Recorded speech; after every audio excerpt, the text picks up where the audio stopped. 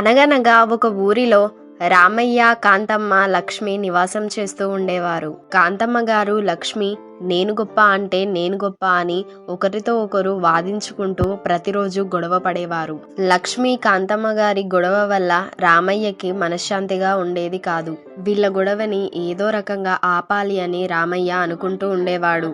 ఒకరోజు రామయ్య పొలం నుండి ఇంటికి నడిచొస్తుండగా సరస్వతి రామయ్యకి ఎదురుపడుతుంది. ఏంటమ్మా సరస్వతి, ఇక్కడ నిల్చున్నావు? ఎవరి కోసమైనా ఎదురు చూస్తున్నావా? అవునన్నయ్య, నీకోసమే ఎదురు చూస్తున్నా. ఏంటమ్మా సరస్వతి, నా కోసం ఎదురు చూస్తున్నావా? ఎందుకు? ఎందుకంటావేంటన్నయ్యా? అమ్మా వదిన పంతం నీకు తెలిసిందేగా. వాళ్ళిద్దరూ ఎవరి గొప్పతనం వాళ్ళే చెప్పుకుంటూ ఉంటారు. అదేమో మా అత్తగారికి నచ్చదు. దానివల్ల మన ఇంట్లో గొడవలు కూడా అయ్యాయి. గత 2 సంవత్సరాల నుండి నేను మీ ఇంటికి రావట్లేదు, అమ్మ నా దగ్గరికి రావట్లేదు. ఈ గొడవలన్నీ ఎలా పరిష్కారం అవుతాయో తెలియట్లేదు. కనీసం నువ్వైనా ఎలా ఉన్నావో చూద్దామని నీకోసమే ఇక్కడ ఎదురు చూస్తున్నానన్నయ్య. అవునమ్మా, ప్రతిరోజు ఈ విషయంలో ఇంట్లో గొడవలు అవుతూనే ఉన్నాయి. నేను గొప్ప అంటే నేను గొప్ప అని అమ్మ, లక్ష్మి వాళ్ళిద్దరూ ప్రతిరోజు వాదించుకుంటూనే ఉన్నారు. వీళ్ళిద్దరూ ఇలా తయారయ్యారేంటన్నయ్య? మన ఇంట్లో ఎప్పుడు ప్రశాంతత ఉంటుంది, మనం అందరం ఎప్పుడు కలిసి సంతోషంగా ఉంటామో తెలియట్లేదు. అవునమ్మా సరస్వతి, నేను కూడా అదే అనుకుంటున్నా. వీళ్ళ గొడవని ఎలాగైనా ఆపాలని ప్రతిరోజు ఆలోచిస్తున్నా. ప్రతిరోజు వీళ్ళు ఇంట్లో గొడవ పడడం వల్ల నా తల బద్దలైపోతుందమ్మా. ప్రశాంతత అనేది దొరకడం లేదు. ఏం చేయాలో అర్థం కావట్లేదు. కానీ ఏదో ఒకటి చేసి అమ్మ, లక్ష్మికి ఉన్న గొడవను ఖచ్చితంగా తీసేయాలమ్మా. అవునన్నయ్య, వీళ్ళ పంత మొదలుకుంటేనే మనమంతా సంతోషంగా ఉండగలం. ఒకే ఊర్లో ఉన్నా ఒకరింటికి ఒకరు రాలేని పరిస్థితి, ఒకే ఊర్లో ఉన్నా ఎదురు పడినా మాట్లాడలేని పరిస్థితి. ఇది ఇంకా ఎన్ని రోజులో తెలియడం లేదన్నయ్య. ఆ దేవుని దయ వల్ల వీళ్ళ పంతం అది త్వరలోనే అంతమైపోవాలి అని మనస్ఫూర్తిగా కోరుకుంటున్నా. నేను కూడా అదే కోరుకుంటున్నాను సరస్వతి. సరే, చాలా సేపు అయింది, నువ్వు ఇంటికి వెళ్ళమ్మా. అలాగే అన్నయ్య, నేను వెళ్ళొస్తా మరి. సరస్వతి అక్కడి నుండి వెళ్ళిపోతుంది. నా చెల్లెలు సరస్వతి చాలా బాధపడుతుంది. అమ్మా, లక్ష్మి ఎప్పుడు మారతారో, మేమంతా కలిసి ఎప్పుడు సంతోషంగా ఉంటామో తెలియట్లేదు. ఆ దేవుని దయ వల్ల ఈ సమస్య త్వరగా పరిష్కారం అవ్వాలని ఆ దేవుణ్ణి కోరుకుంటున్నా. రామయ్య అక్కడి నుండి ఇంటికి వెళ్తాడు. రామయ్య, ఎక్కడికి వెళ్ళావురా? పొలం దగ్గరికి వెళ్లి రావడానికి ఇంత టైం పట్టిందా? దారిలో సరస్వతి కలిసిందమ్మా. తనతో మాట్లాడి వచ్చేసరికి ఇంతసేపు అయింది. ఏంటి, అది కలిసిందా? అది ఏం మాట్లాడిందిరా నీతోటి? వాళ్ళ అత్తనే నాకంటే గొప్పదని చెప్పుకుందా? అలా ఎందుకు చెప్తుందమ్మా? ఎలా ఉన్నావన్నయ్య అని నాతోని మాట్లాడింది. మనం ఎలా ఉంటే దానికెందుకురా? నాకంటే వాళ్ళ అత్తనే దానికి ఎక్కువైంది కదా. నాకంటే వాళ్ళ అత్తనే గొప్పదని చెప్పుకుంటుంది కదా. వాళ్ళ అత్త కూడా అలానే అంటుంది, నీకంటే నేనే గొప్పదాన్ని అని. వాళ్ళతో ఎందుకు మాట్లాడవురా? అగమ్మా, ఈ గొప్పల గొడవ ఏంటమ్మా ఇది? నువ్వు గొప్ప అంటే నువ్వు గొప్ప అని ఇదొక జబ్బులాగా పట్టింది మీకు. సరస్వతి నా తోడబుట్టిన చెల్లెలు, నేను ఖచ్చితంగా మాట్లాడతా అమ్మా. మాట్లాడుకోరా, మాట్లాడుకో. నేనేమైనా వద్దని చెప్పానా? కానీ నేను మాత్రం దాని మొహం కూడా చూడను. అది ఏమన్నది? నాకంటే దాని అత్త దానికి గొప్పదైందట. నేను దాంతో మాట్లాడే ప్రసక్తే లేదు. ఈ పగలు పంతాల వల్ల ఏమైనా వచ్చేది ఉందా అమ్మా? ఉన్న బంధాలను దూరం చేసుకోవడం తప్ప. తను నీ కన్న కూతురే కదా. నీ కన్న కూతురు కంటే నీకు ఆ పంతమే ఎక్కువైందా? నీకు నువ్వనే గొప్ప ఎక్కువైందా అమ్మా? నా కన్న కూతురి కంటే నేను గొప్ప అనే విషయమే నాకు ఎక్కువ. ఈ ఇంటికి నేనే పెద్ద, నేనే గొప్ప. సర్లే అమ్మా, ఇక ఈ టాపిక్ వదిలేయ్. లక్ష్మి, లక్ష్మి. ఏంటండి, ఇప్పటి వరకు ఏం చేశారు? పొలం దగ్గరికి వెళ్లి రావడానికి ఇంత సమయం పట్టిందా? ఎప్పటి నుండో నేను మీకోసం ఎదురు చూస్తున్నాను. భోజనం వండి సిద్ధంగా ఉంది, రండి భోజనం చేసేరు. దారిలో సరస్వతి కనిపించింది లక్ష్మి. తనతో మాట్లాడి వచ్చేసరికి ఈ సమయం అయింది. అవునా అండి, ఎలా ఉంది సరస్వతి? బాగుందా? బానే ఉంది లక్ష్మి. ఒరే రామయ్య, మన దూరపు చుట్టము రంగయ్య ఉన్నాడు కదా. రంగయ్య తన కూతురు వివాహం చేస్తున్నాడంట. మనల్ని తప్పకుండా రమ్మని చెప్పాడు. పెళ్లి పత్రిక కూడా ఇచ్చి వెళ్ళాడు. మనల్ని రేపే తన ఇంటికి రమ్మని చెప్పాడు. పెళ్లి పనులుంటాయి కదా, అందులో సహాయం కమ్మని కూడా అడిగాడు. అందుకే మనం రేపే వెళ్తున్నాం రంగయ్య ఇంటికి. అవునా అమ్మా? అలాగే, రేపే వెళ్దాం రంగయ్య ఇంటికి. లక్ష్మి, నాకు ఆకలిగా ఉంది, భోజనం పెట్టు. అలాగేనండి. ఏమండి, పొద్దంతా నేను ఇంట్లో పని చేసి చేసి నేను అలసిపోయానండి. నాకు చాలా తలనొప్పిగా ఉందండి. నేను మీకు భోజనం పెట్టి నేను రెస్ట్ తీసుకుంటానండి. ఏంటి లక్ష్మి, నీకు తలనొప్పిగా ఉందా? ఇంట్లో పని ఒకదానివే చేసావా? అమ్మా, నువ్వు సహాయం చేయలేదా లక్ష్మికి? మీ అమ్మ ఎక్కడ సహాయం చేస్తుందండి? ఈ ఇంటి బాధ్యత అంతా నాదే కాబట్టి, ఈ ఇంటికి పెద్ద నేనే కాబట్టి నేనే ఇంటి పనంతా చేస్తున్నా. తనెందుకు నాకు సహాయం చేస్తుందండి? అందుకే చెప్తున్నా నేనే గొప్ప అని. ఏ లక్ష్మి, ఎక్కువ మాట్లాడావనుకో నీ చెంప చెందుమనిపిస్తా. ఏమనుకుంటున్నావో? నువ్వెలా గొప్ప అవుతావే? ఈ ఇంటి బాధ్యత నాది, ఈ ఇంటికి పెద్ద నేను కాబట్టి నేనే గొప్ప. లేదు, నువ్వు గొప్ప కాదు. ఇంటి బాధ్యత నాది, నేనే ఇంటి పనంతా చేస్తున్నా కాబట్టి నేనే గొప్ప. నేను చెప్పిందే ఇంట్లో జరగాలి. లేదు నేనే గొప్ప. లేదు నేనే గొప్ప. లేదు నేనే గొప్ప. లేదు నేనే గొప్ప. అబ్బా, ఇక ఆపండి. నేను గొప్ప అంటే నేను గొప్ప అని ఎన్ని రోజులు ఇలా చేస్తారు మీరు?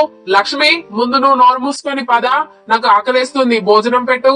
లక్ష్మి రామయ్యకి భోజనం పెట్టడానికి కోపంతో లోపలికి వెళ్తుంది. రామయ్య కూడా భోజనం చేయడానికి లక్ష్మి వెనకాలే వెళ్తాడు.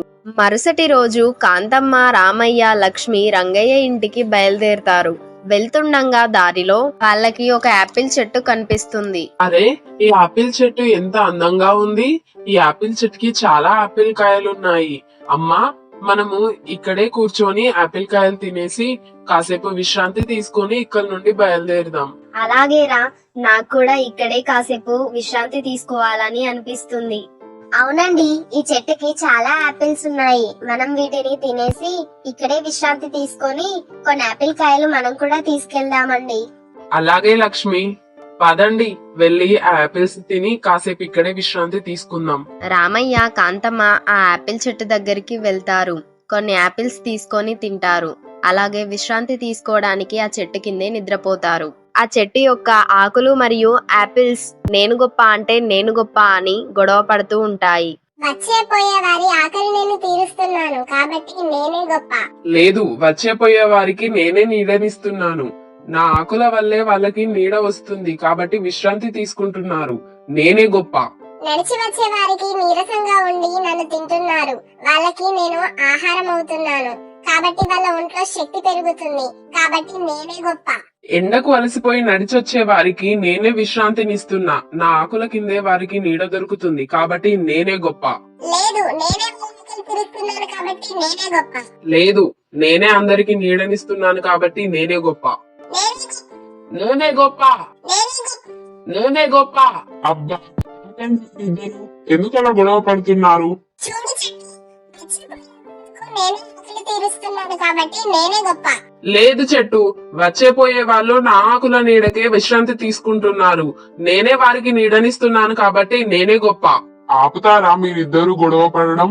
ఇక్కడ ముగ్గురు మనుషులు పడుకున్నారు కదా, వాళ్ళు లేచాక వాళ్ళనే అడిగి తెలుసుకుందాం ఎవరు గొప్ప అనేది.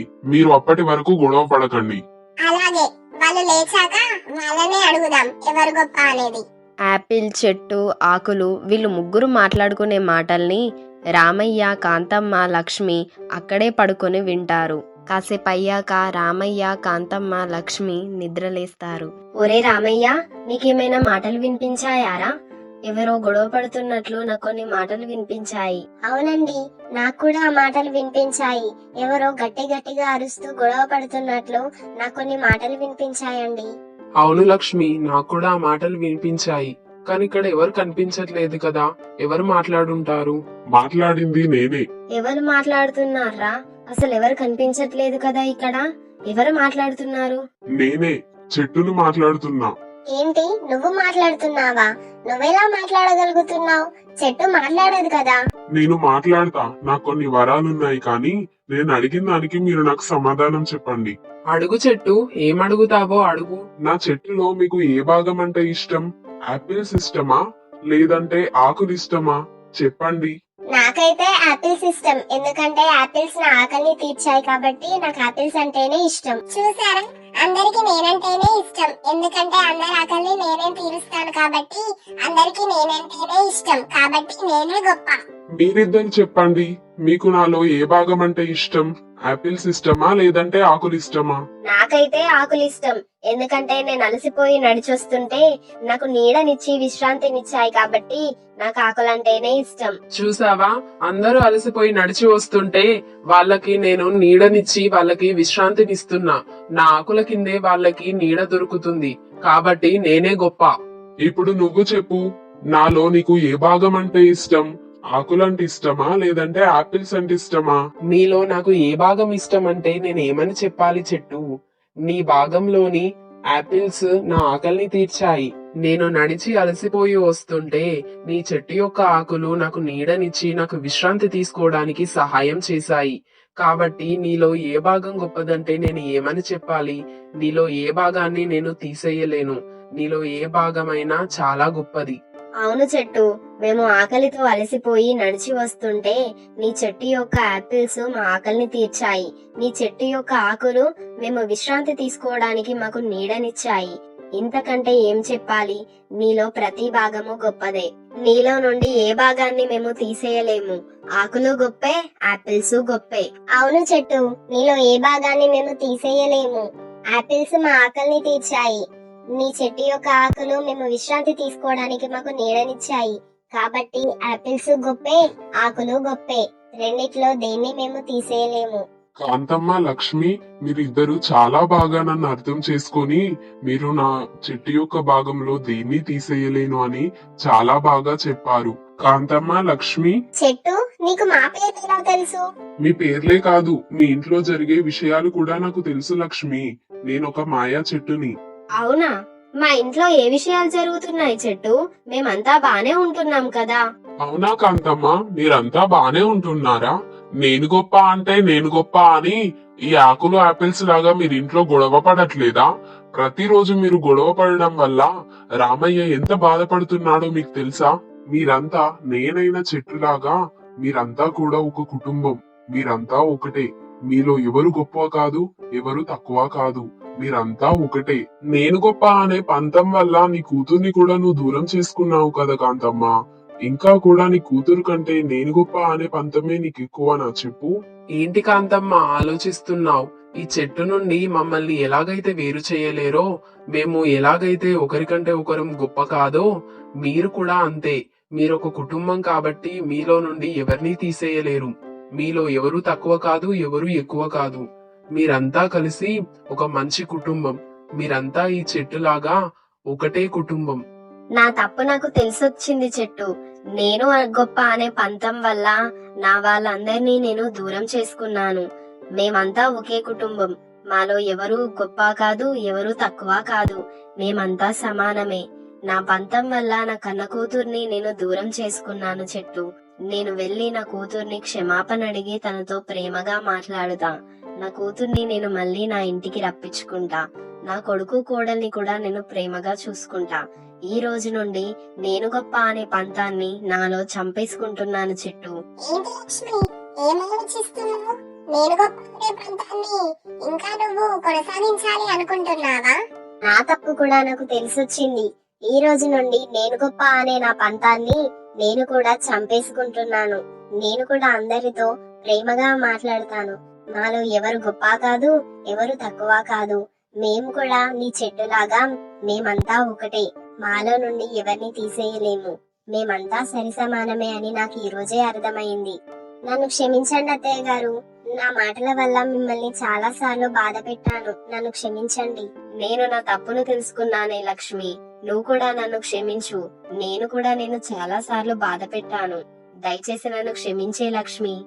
రామయ్య, ఇప్పుడు కాంతమ్మ గారు లక్ష్మి కలిసిపోయారు, ప్రేమగా మాట్లాడుకుంటున్నారు. ఇప్పుడు నీకు సంతోషమేనా? నాకిప్పుడు చాలా సంతోషంగా ఉంది చెట్టు. మా అమ్మను లక్ష్మిని కలిపినందుకు నీకు కృతజ్ఞతలు. వీళ్ళ మధ్య గొడవను నేను ఎన్నిసార్లు ఆపాలని చూసినా కానీ అది ఎప్పుడూ కూడా సాధ్యం కాలేదు. ఇప్పుడు నువ్వే దీన్ని పరిష్కరించావు. నీకు చాలా కృతజ్ఞతలు చెట్టు. అవును చెట్టు, ఆపిల్స్ ఆకులు నిజంగానే గొడవ పడ్డాయా? లేదు, మిమ్మల్ని కలపడానికి మేము ఒక నాటకం ఆడాము అంతే. చాలా మంచి పని చేసావు చెట్టు. నీకు ఎన్నిసార్లు కృతజ్ఞతలు చెప్పినా తక్కువే. చెట్టు, మేము వెళ్ళొస్తాం మరి. అలాగే రామయ్య, క్షేమంగా వెళ్ళిరండి. రామయ్య, కాంతమ్మ, లక్ష్మి అక్కడి నుండి వెళ్ళిపోతారు. ఈ స్టోరీ గనక మీకు నచ్చినట్లయితే ఈ వీడియోని లైక్ చేయండి, షేర్ చేయండి, కామెంట్ చేయండి. మరిన్ని ఇలాంటి వీడియోస్ కోసం మన కార్టూన్ టీవీ అనే ఛానల్ని సబ్స్క్రైబ్ చేసి నన్ను సపోర్ట్ చేయండి. బాయ్ ఫ్రెండ్స్, మరొక కొత్త వీడియోతో మళ్ళీ మీ ముందుకు వస్తా.